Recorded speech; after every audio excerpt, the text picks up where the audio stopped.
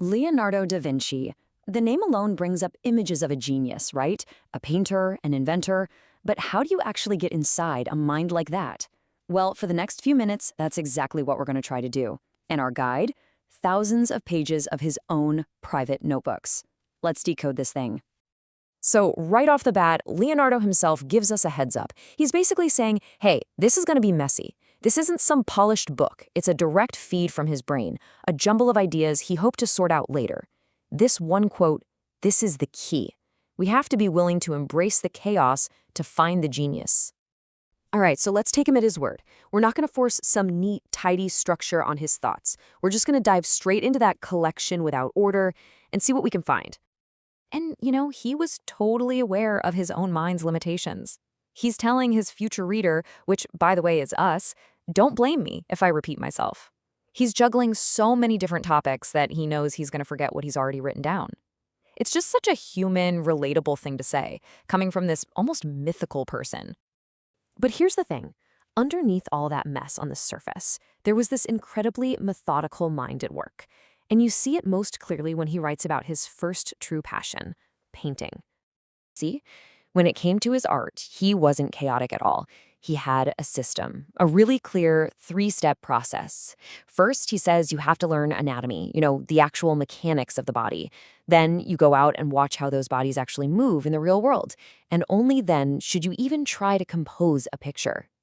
It's just a perfectly logical approach. This is a fantastic little window into how his brain worked.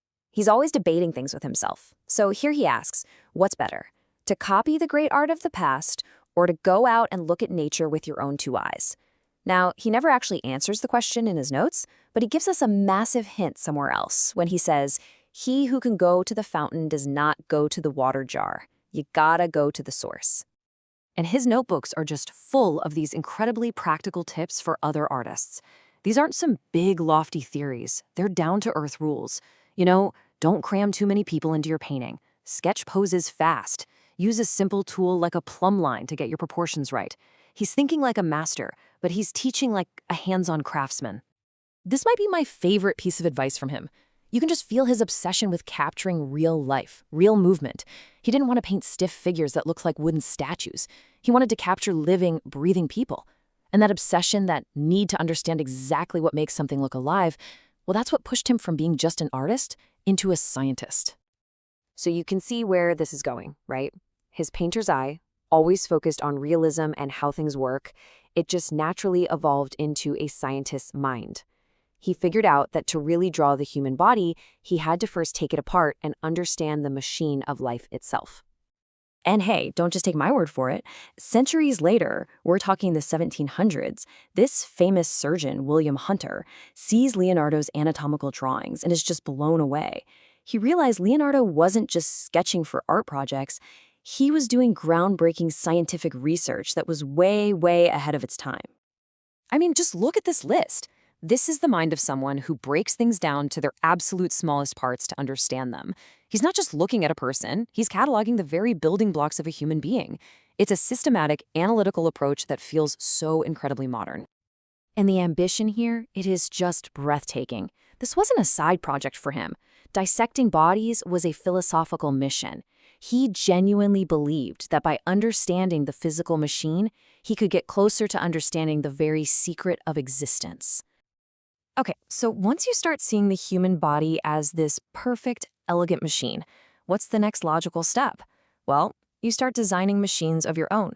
He took all those principles of mechanics he found in nature and used them to start engineering a whole new world. And forget his flying machines for just a second, get this. His plans for an ideal city are just wild. He designed a city on 2 levels for efficiency and, get this, hygiene. He had separate roads for people and for traffic, plus underground sanitation systems. This was 500 years ago. He was trying to solve problems our cities are still grappling with today. And even with his famous flying machine, his logic was so practical. He specifically chose to copy the bat, not a bird. And why? For a very specific engineering reason. A bird's feathers are all separate little pieces. A bat's wing is a single, strong membrane. He wasn't just daydreaming about flying, he was trying to solve for structural integrity.